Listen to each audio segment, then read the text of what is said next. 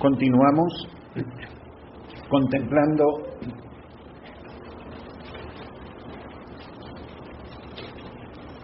esto no está encendido.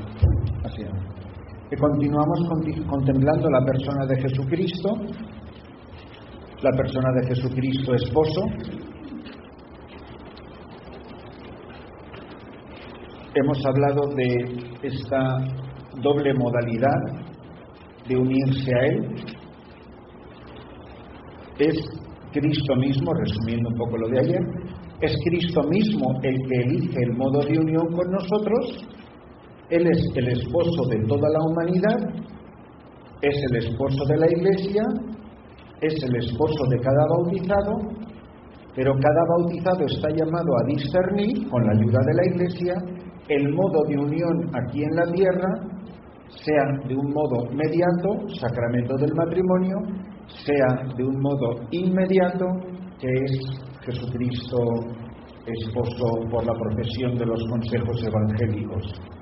En este caso en concreto, el don de la virginidad consagrada. Hemos hablado brevísimamente del modo de unión mediato, donde hay la división del corazón, no a causa del pecado, sino una división estructural, una división objetiva, entre dos planos, el natural y el sobrenatural. Curiosamente, el Evangelio que vamos a proclamar esta tarde, esta noche, habla precisamente de esto. El conflicto que se da entre seguir a Cristo y me acabo de casar, he comprado un campo, he comprado una yunta de bueyes, ¿se acuerdan, no? Todas estas son cosas buenas, casarse no es pecado, trabajar tampoco. ¿Cuál es el problema? Que hay un conflicto en el orden natural y el orden sobrenatural no son dignos del reino. Entonces, esta tensión interna siempre se va a dar en la vida del casado. Pero no es una tensión fruto del pecado. Es una tensión entre dos niveles donde las necesidades naturales de las obligaciones que se derivan del matrimonio y de la paternidad y maternidad respecto de los hijos muchas veces van a limitar las posibilidades del nivel estrictamente sobrenatural, la oración, los sacramentos, el apostolado, etc. Pero la santificación del que está llamado a la unión con Cristo esposo por el sacramento del matrimonio viene sobre todo por esas tareas del orden natural elevadas al orden sobrenatural. Esta dimensión doxológica, doxa, que quiere decir gloria, como ustedes saben, es la glorificación de Dios en las tareas cotidianas, por Cristo, con Él y en Él. Pero también hay los menos en la Iglesia que están llamados a vivir esta unión esponsal con Jesucristo de modo virginal.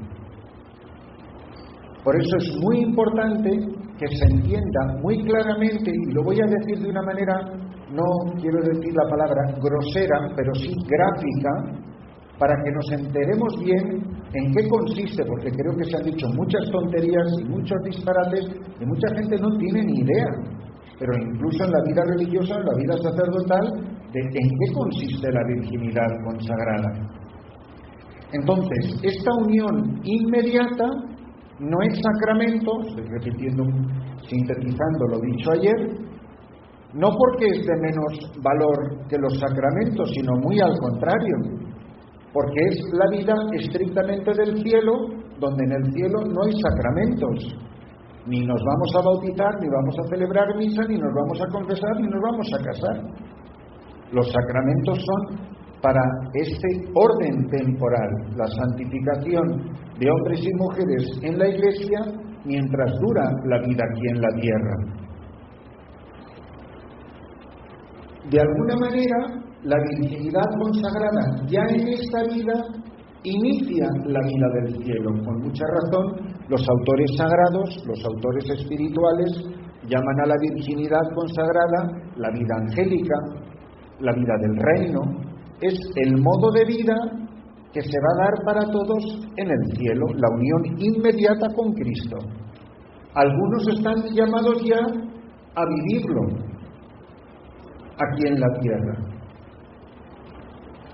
El casado tiene un elemento natural muy fuerte, que es el amor humano entre un hombre y una mujer, y el amor a los hijos, que es un vínculo de amor fuertísimo, pero natural. Nosotros no tenemos eso con Jesucristo, porque ni le vemos, ni le tocamos, ni le oímos, ni le vemos. Por eso, el único modo en el que yo puedo virginalmente estar desposada con Jesucristo es por medio de las virtudes teologales: fe, esperanza y caridad. Habrá hermanas que tienen problemas de vocación, habrá hermanas que tienen problemas de castidad. Párense a pensar que a lo mejor no tienen problemas de vocación ni tienen problemas de castidad. Eso es una consecuencia, es un síntoma, pero no la causa del problema. El problema muchas veces no está en el síntoma. La fiebre no es la enfermedad, es la causa de la enfermedad. Y muchas veces nos pasamos queriendo quitar la fiebre sin curar la enfermedad. ¿Cuál es la causa de esos problemas vocacionales, del tipo que sean? Pues muchas veces son un problema de fe. No, usted no tiene problemas de castidad, lo que no tiene es fe, o tiene muy poquita fe, o la fe no le funciona. Y nos pasamos la vida evitando tentaciones, cuando lo que tenemos que hacer es alimentar la fe. Por eso, en la medida en que una comunidad no pone absolutamente, pero vamos, que ya puede estarse derrumbando el mundo, que no se falta la oración, y cuando una comunidad eso lo permite, lo más mínimo, estás poniendo en peligro la vocación de una persona. Escuchen bien lo que les estoy diciendo, que las que más mandan tienen más culpa. Porque de tal manera se imponen algunas cosas naturales, que suele ser el trabajo, y como el trabajo parece tan urgente, y la oración, pues si la haces bien y si no, pues la puedes hacer más tarde, es que, pues será importante, pero tampoco pasa nada. Pues ¿sabe usted una cosa? Sí pasa. Pasa porque hay algo que se ha deteriorado comunitariamente. Entonces, muy mal está organizada la vida de un monasterio cuando se puede faltar, o hay que faltar, o hay una tensión de si falto, de si no falto, de si voy, si no voy, si tengo que permitir. Podrá pasar una vez cuando pase el eclipse solar, pero que esto sea habitual es que está muy mal organizada la vida de un monasterio. Y cuando esto ya se ve como normal, ustedes se han convertido, con perdón, en solteronas o solteritas con un uniforme. Un grupo de solteras que viven juntas y que tienen un negocio. Eso es lo que van a acabar siendo. Entonces párense a pensar cómo tienen organizada esta vida. ¿Cuál es el problema de por qué hoy los invitados no pueden entrar en el banquete? Porque una cosa buena, que es ir a trabajar al campo, ir a probar la yunta de bueyes, déjame primero, que sé si es que parece que está escrito para nosotros, déjame primero, y luego no te preocupes, que ya voy a hacer lo tuyo. No vales para el reino de los cielos. Es mucho mejor que se pierda el pan o los bizcochos que se pierda la vida espiritual de una esposa de Jesucristo. Así que piensen muy bien lo que están haciendo. Entonces, si esto es así, si Jesucristo es la absoluta prioridad, porque en el casado puede darse este conflicto, el niño está enfermo, yo no puedo ir a misa. Eso está en el plan de Dios. Lo que no está en el plan de Dios es que quien no funciona en el orden natural, que son ustedes viven solo en el orden sobrenatural. Su vida es una vida de fe, de esperanza y de caridad. Y ustedes sí que no pueden anteponer nada a Jesucristo esposo. Yo me acuerdo cuando llegaron a fundar a Madrid las hermanas de la Madre Teresa de Calcuta, en vida de la Madre Teresa, y cuando fueron a ver al vicario general, ellas les habían preparado una casita muy humilde, muy pequeña, pero que tenía lo básico para que pudieran vivir ellas. Y cuando vieron la casa las hermanas, le dijeron las hermanas al vicario general de Madrid: mire, por favor, saque la nevera, porque nosotros no usamos nevera, es contra nuestro voto de pobreza. Y él, claro, el sacerdote se quedó así como sorprendido: hermanas, pero es que se les van a dañar los alimentos. Y la hermana se le quedó mirando al vicario general y dijo: es mejor que se dañen los alimentos que se dañe el voto de pobreza. El pobre se quedó que no sabía ni cómo encontrar la puerta para salir de casa. Estaba mareado, porque nunca le habían dado una respuesta tan sobrenatural. Entonces creo que deberíamos de pararnos a pensar si de verdad entendemos en qué consiste la virginidad consagrada. ¿En qué consiste la virginidad consagrada? Bueno, en primer lugar habrá que decir dónde reside la virginidad consagrada. Y aquí, perdónenme si el vocabulario es un poco gráfico, pero es mejor que lo sea, pero que nos entendamos. La virginidad consagrada no reside sobre todo. Cuando he dicho sobre todo, no quiere decir que eso no sea importante, pero no es lo más importante. La virginidad consagrada no reside en el aparato reproductivo de un hombre o de una mujer.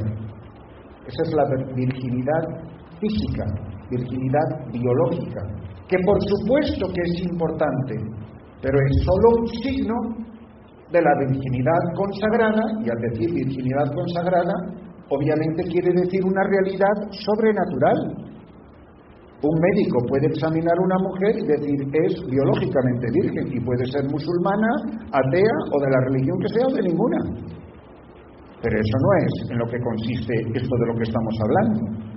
La virginidad consagrada, y hay cientos de pasajes del Evangelio que lo explican, en el corazón.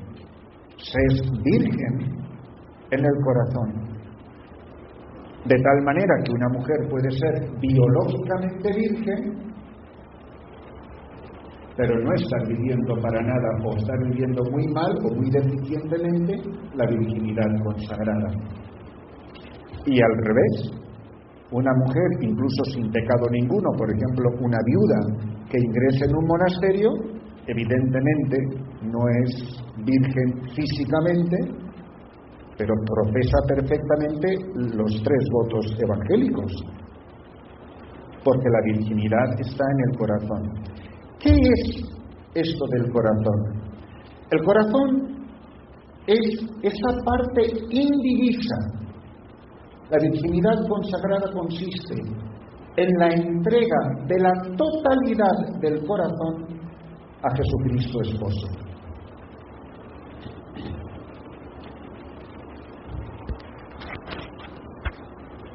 Consiste en la entrega de lo indivisible, eso que no le puedes dar a 2 personas, que no le puedes dar a 2 afectos. Por eso no es tan difícil saber cómo estoy viviendo la virginidad consagrada. Es cuestión de preguntarse de a quién le pertenece lo indivisible de mi corazón. Esto es algo importantísimo pues para este examen de conciencia que están revisando, por ejemplo.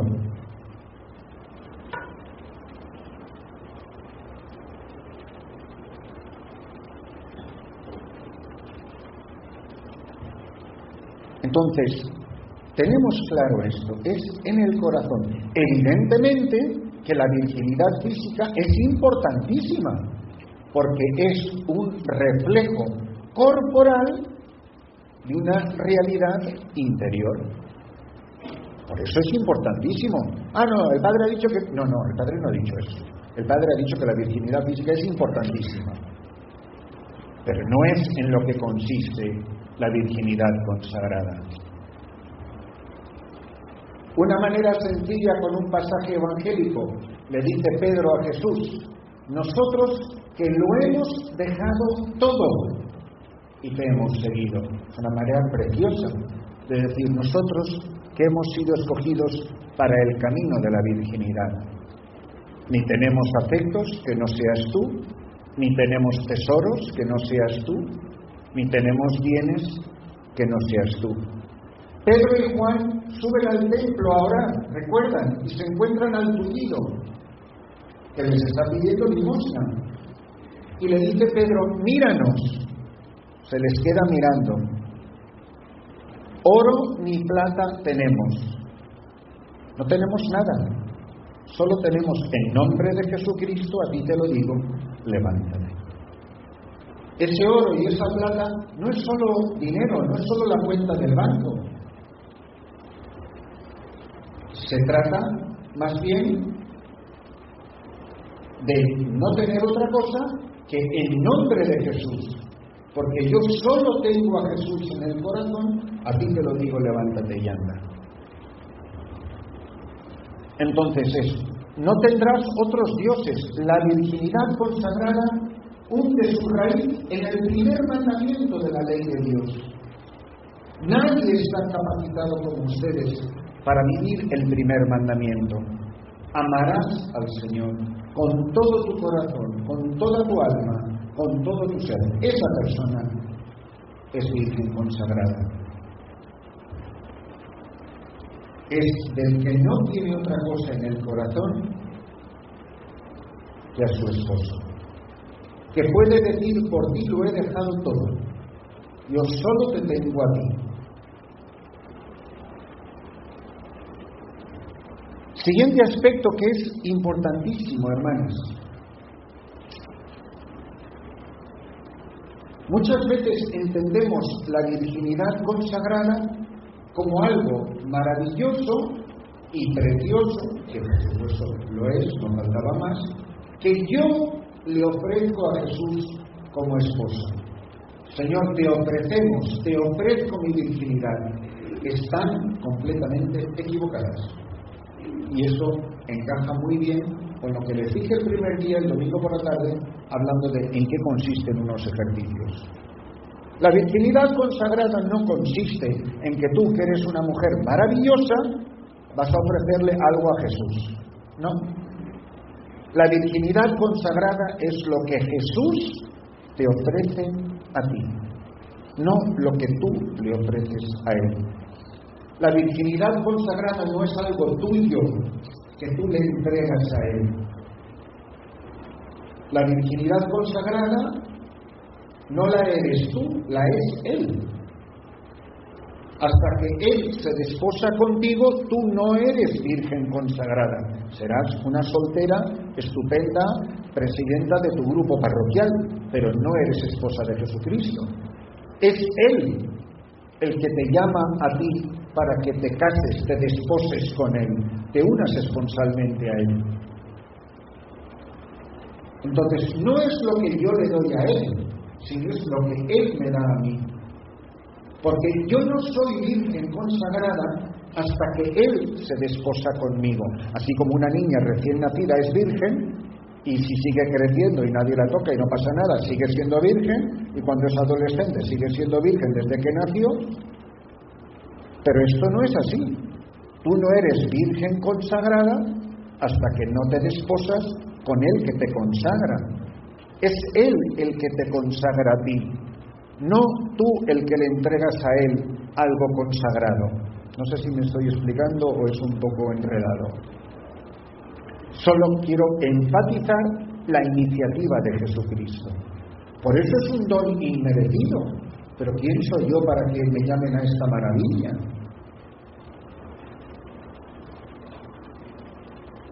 Entonces, les animo ardientemente a que cuando en su vida de oración contemplen al esposo, que está aquí hablando al corazón, Jesucristo esposo es al que le doy las gracias porque yo, no siendo virgen consagrada,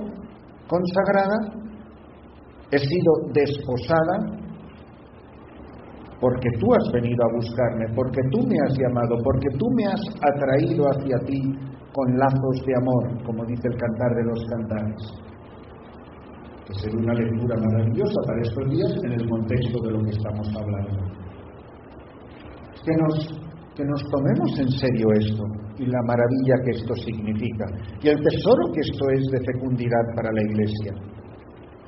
Y es una unión esponsal verdadera.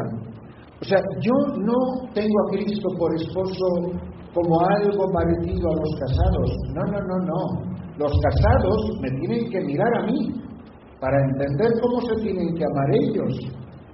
Que el que tiene el esposo de verdad soy yo, no ellos. Lo que pasa es que ellos se ven, porque hay el orden de la naturaleza y el orden de la gracia, ¿se acuerdan? Y nosotros no tenemos el orden de la naturaleza. Solamente percibo el orden de la gracia, que es invisible por la fe, la esperanza y la caridad y las demás virtudes. Por eso lo más importante es fomentar la fe. En un monasterio lo que se debe hacer es continuamente nutrir la fe, evitar los peligros que atacan la fe o que disminuyen la fe. Fomentar lo que nutre y lo que alimenta, que es la palabra de Dios, que es la oración, son los sacramentos, etc. Entonces, cuanto más intensamente se viva esto y más se alejen los peligros que seducen el corazón, que para eso son de clausura, y para eso tienen unos benditos muros. Los muros que tienen ustedes aquí, hermanas, no son para que no entren los ladrones. No es para eso, para los que los pone la Iglesia. No es para que no entre el ladrón, es para que a ti no se te salga el corazón, que son dos cosas muy diferentes. No sé con qué intención lo pusieron. Hombre, si encima no les roban, pues mejor. Pero eso también lo hacen los paganos, ¿no? Es precisamente para vivir apartado del mundo, entregado a las cosas de Dios. Y si no, este no es su lugar. Entonces, que de verdad entendamos en qué consiste esta virginidad, esta unión esponsal. En que tú eres mi esposo y eres mi único tesoro. Cuando una mujer, puede ser un hombre también, pero más comunes en la mujer, y son ustedes mujeres, cuando una mujer profesa los consejos evangélicos, profesa la virginidad consagrada, se hace esposa. ¿Para qué se hace esposa? Para las mismas dos dimensiones que tiene el sacramento del matrimonio, que recordarán de ayer, son la dimensión procreativa y la dimensión unitiva, el amor y la vida. ¿Por qué Cristo se me da con esposo? Dimensión unitiva, para amarnos. ¿Para qué sirve que Cristo esposo y yo su esposa nos amemos? Para producir vida, pero vida no en el orden de la naturaleza y de la gracia, sino en el orden estrictamente de la gracia. Toda virgen consagrada es virgen consagrada para ser madre, para engendrar vida. Quítense de la cabeza y nunca lo vuelvan a decir que entrar aquí significa renunciar a la maternidad. Ustedes no han renunciado a la maternidad. Ustedes lo que han renunciado es a la maternidad física, que son dos cosas muy diferentes. ¿Cuál es nuestro problema? Pues que solemos tener bastante poca fe y que nos parece que tener hijos en la carne es más real que engendrar hijos en el espíritu. Igual que si un hombre y una mujer no se unen físicamente en las relaciones matrimoniales, no pueden concebir vida, si la Virgen consagrada no está íntimamente una sola cosa con Cristo esposo, no va a engendrar vida, su vida es completamente estéril en la Iglesia, como un hombre y una mujer que viven vidas separadas dentro del hogar, y ustedes saben que eso pasa. No, estamos casados, vivimos juntos, pero hacemos vidas separadas, que eso se oye a cada rato y ustedes lo saben. Pues si hacen vidas separadas, lo que no van a tener es hijos. Cuando el amor se debilita, la fecundidad desaparece. En la medida en que me voy uniendo cada vez más a Jesús, va siendo más fecunda mi vida. Por eso los santos producen tanta vida en la Iglesia, porque están inseparablemente unidos, sean hombres y mujeres, a Jesucristo esposo. Entonces, sé que son muchas cosas, muchas ideas, todos a la vez, que a lo mejor uno queda como aturdido. Pero ustedes no se preocupen, porque nuestro Señor Jesucristo esto se lo puede explicar mucho mejor de lo que yo les estoy diciendo.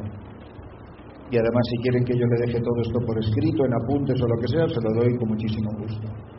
Que lo pueden ir luego leyendo más despacio, comunitariamente o individualmente. Pero creo que es importantísimo tener las ideas claras, porque, miren hermanas, esto no lo entiende el mundo, El mundo jamás va a entender quiénes son ustedes, pero porque no tienen fe. Un matrimonio ateo, por la iglesia, civil, por el tradicional o rejuntados, eso lo entiende cualquiera. Dos que viven juntos, que tienen hijos. Pero una mujer que no tiene marido, que viven unas cuantas juntas, lo que son es solteras. Si ustedes van a llenar en una oficina del gobierno una hoja, no les va a poner soltera, casada, viuda, virgen. No, virgen no te preguntan en ningún papel del gobierno, ¿no? ¿Es usted virgen consagrada? No. ¿Por qué? Porque es una realidad que no es civil, es una realidad puramente sobrenatural. Entonces, por eso, el mundo, ¿ustedes qué van a poner? ¿Casada? Pues no. ¿Viuda? Hombre, espero que no. ¿Soltera? Bueno, pues ponga soltera si quiere. No tengo marido. No tengo marido aquí de carne y hueso que me dé su apellido. ¿Por qué? Pues porque somos una realidad que el mundo no comprende, no registra el mundo. Entonces, nosotros estamos viviendo en el orden de la gracia. ¿Qué nos pasa? Que muchas veces podemos vernos como si no estuviéramos consagrados, que yo tengo una conciencia muy débil de mi consagración y que además miro a las demás y las demás me miran a mí de una manera muy mundana, muy secularizada. Pero eso ya es por la falta de vida espiritual de una persona o de una comunidad. Entonces, ¿cuál es el tono que tiene esta comunidad? No tengo ni idea. Si hay un tono sobrenatural, entendemos perfectamente quién es Jesucristo para nosotros. Esto se ve facilísimamente en la importancia que se le da a la oración y sobre todo litúrgica. En la medida en que tú vas viendo cada vez más a un grupo de mujeres que con campana y sin campana sienten el atractivo de venir a rezar, tú sabes que hay un tono esponsal muy alto en la comunidad. Cuando es a empujones, eso no tiene mucho futuro. Entonces, que cada uno se revise personalmente, pero no está de más que hagan también un poco de revisión comunitaria, que es una cosa que está muy de moda. Entonces, ¿hasta qué punto entiendo en qué consiste la virginidad sobrenatural, consagrada? ¿Cuáles serían las características fundamentales de la virginidad consagrada? En primer lugar, la virginidad consagrada es un misterio.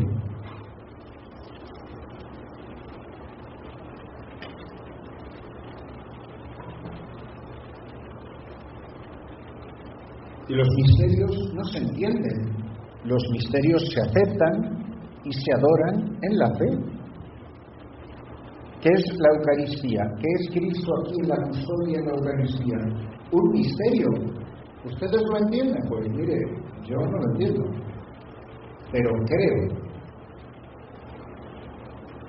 Entonces no se trata tanto de entender y de explicar, cuanto de creer y de adorar. Es un misterio.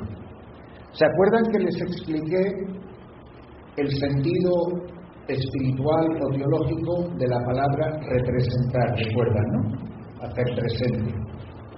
Ahora les voy a explicar en qué consiste la palabra misterio, porque la usamos a todas horas, pero yo creo que muchas veces equivocadamente. ¿Cuál es el sentido teológico de la palabra misterio? Miren, yo supongo que estamos todos aquí. Los que hemos pasado la noche en esta casa estamos todos, espero, aquí en la calle.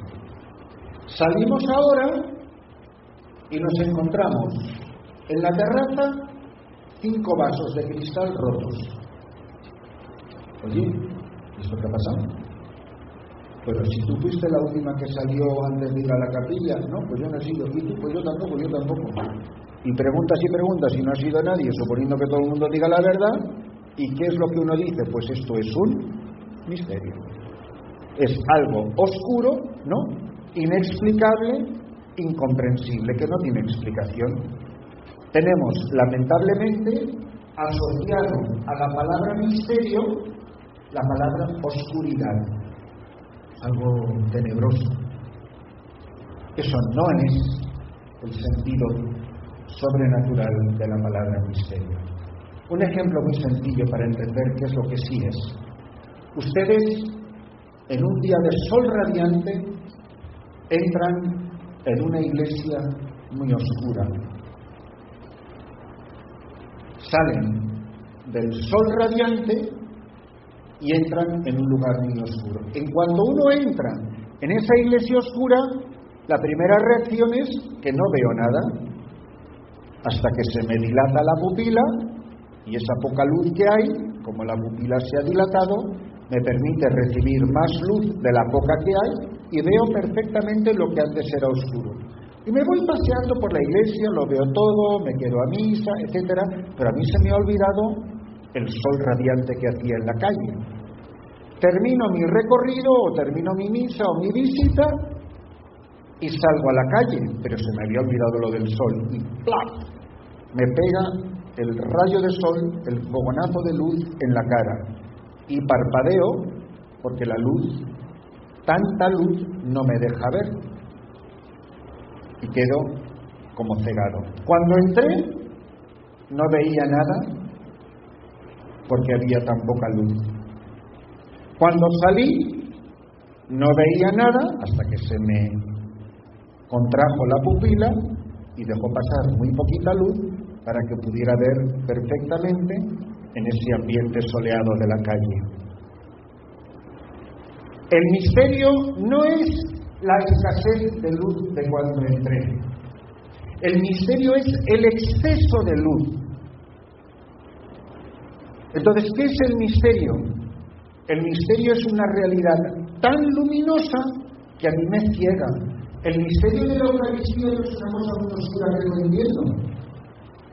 Lo que está saliendo de aquí, en la fe, es pura luminosidad que me está iluminando la vida, pero es tanta la luz que me ciega, y por eso no veo, y por eso no entiendo.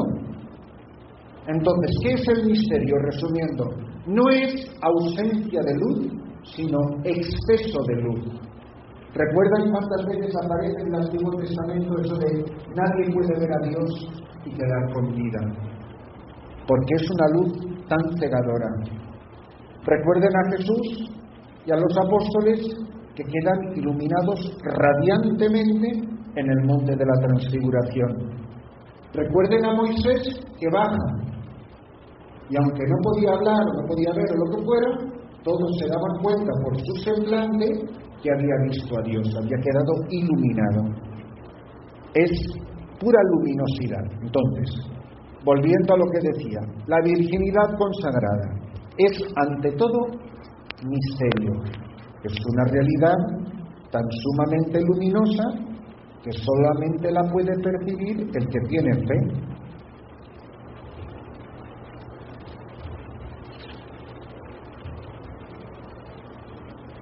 En segundo lugar, la virginidad consagrada es un don inmerecido, que Dios da a quien quiere, a quien Él escoge, ni por méritos, ni por bondad, ni por santidad, ni por nada de nada. ¿Por qué nos han escogido a nosotros? ¿Por qué se escogió a San Francisco y a Santa Clara? ¿Por qué se han escogido a tantos hombres y mujeres que eran los más santos y los más buenos? Párense a pensar en la elección de los apóstoles, pero no había gente más piadosa, mejor formada, de entre los fariseos y de los escribas. Pues sería lo lógico elegir a la gente que se pasaba la vida en la iglesia o en el templo. Pues no. Un cobrador de impuestos, unos pescadores. Pues hombre, tampoco parecían que fueran los tipos más piadosos, ¿no? Por puro amor, por pura gratuidad. frente al misterio, adoración. Adorar la maravilla que Dios ha hecho en mi vida. Y además adorar la maravilla que Dios está haciendo en la hermana que tienes a tu lado. Y alegrarte, que no es Juanita Pérez, que es una esposa de Jesucristo. ¿Tú cómo la miras? Está pesada. Oiga, está pesada. Pues yo no sé si nuestro Señor Jesucristo la mira como está pesada, ¿sabes? A lo mejor nos falla un poquito la mirada de fe, ¿eh? De unos a otros. A ver si es que hay alguien aquí que se llame Juanita Pérez.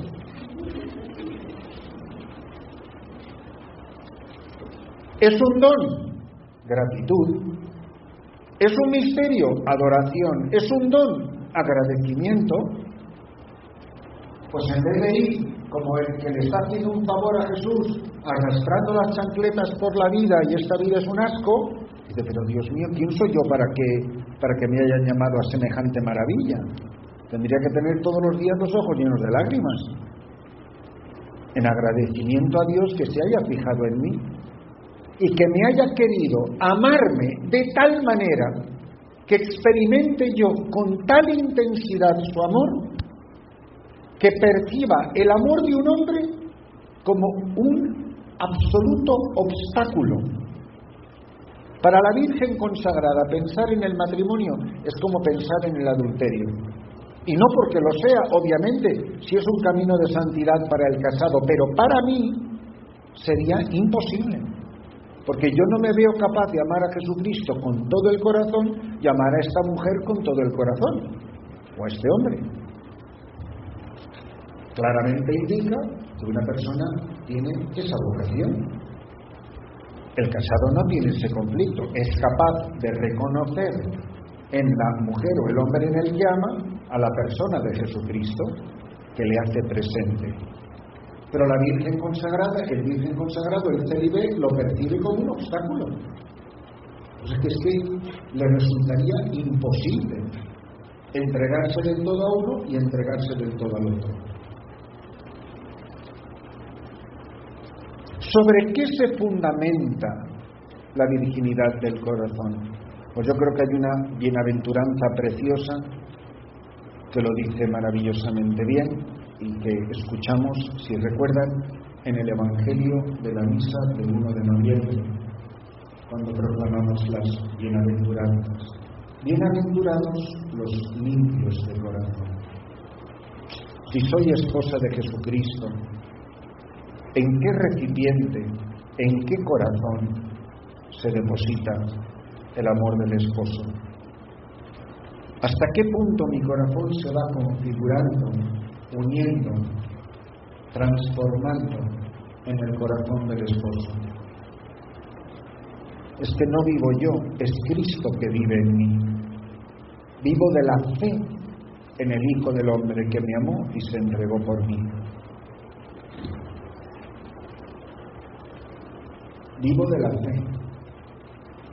Por eso el fundamento de la vida cristiana es la fe, es el fundamento de la virginidad consagrada. Por eso le dirá Isabel, dichosa tú que has creído, dichosa tú que crees que has sido llamada.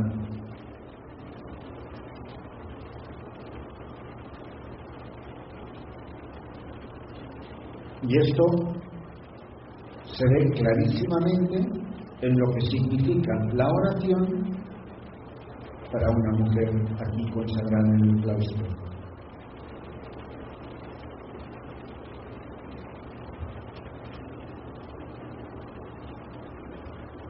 La virginidad consagrada, además de misterio y además de don, la virginidad consagrada es también fuente de fecundidad eterna.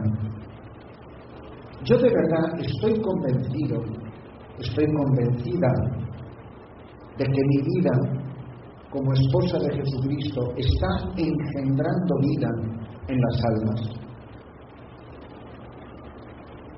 Los casados tienen que santificar a los hijos que ellos han engendrado, que suelen ser muy pocos, aunque sean muchos. Ustedes no tienen límite.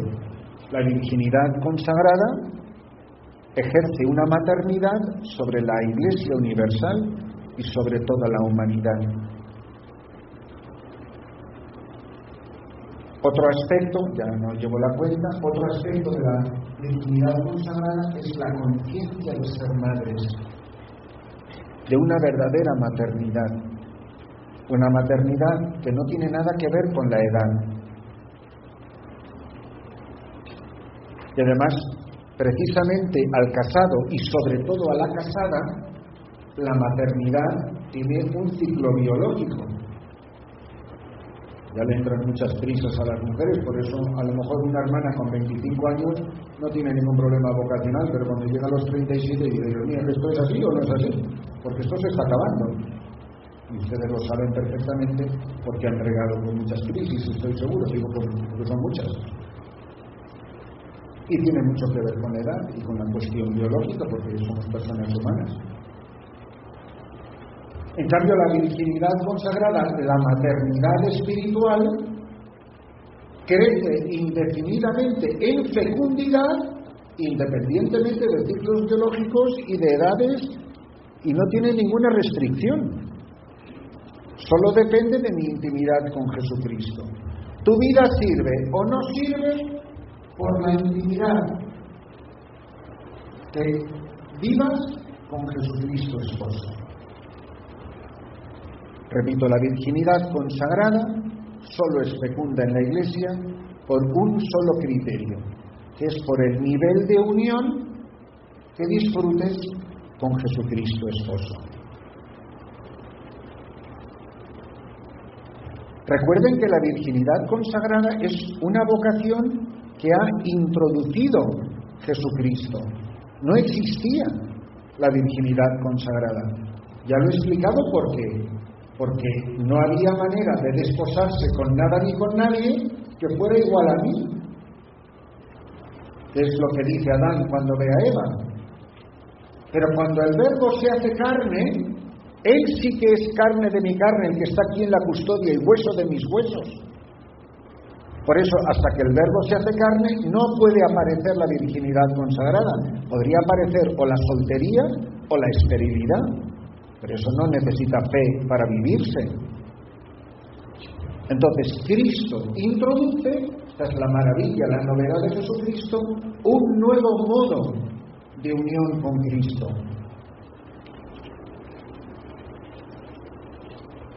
Un nuevo modo de unión con Jesús, que es esta unión inmediata, que implica la voluntad por la obediencia, que implica los afectos por la virginidad, la castidad, que implican las posesiones por la pobreza. Dejaron su barca, sus redes y a su padre y le siguieron. Siempre es el dejar la condición para seguirle. Ellos lo hicieron, el joven rico no. Y así hay tantos ejemplos, o los de hoy, que vamos a ver esta noche cuando proclamemos el Santo Evangelio. Entonces, la novedad es Cristo. Él no es soltero. Él no permaneció soltero toda su vida, Él permaneció virgen toda su vida. Es la nueva vida que ya viven la Virgen María, que vive San José, que viven aquellos que pertenecen a la nueva alianza, que están al servicio del reino de Dios. Es la vida que han seguido tantos hombres y mujeres en la maravilla, en la belleza, en el esplendor que es la Iglesia, en tantos modos y en tantos carismas diferentes, desde los anacoretas a los cenobitas, la vida monástica, la vida apostólica, la vida mendicante, etc.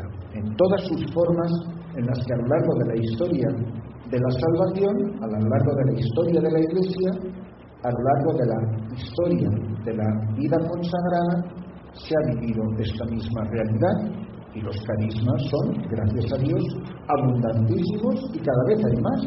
Pues esa es la maravilla y el tesoro de lo que el Espíritu va suscitando en la Iglesia. Lo importante es responder a la llamada que uno ha recibido. Bueno, creo que han sido muchas cosas. Seguiremos después más en la siguiente charla, y les invito a que traten de contemplar toda esta maravilla de todo este misterio.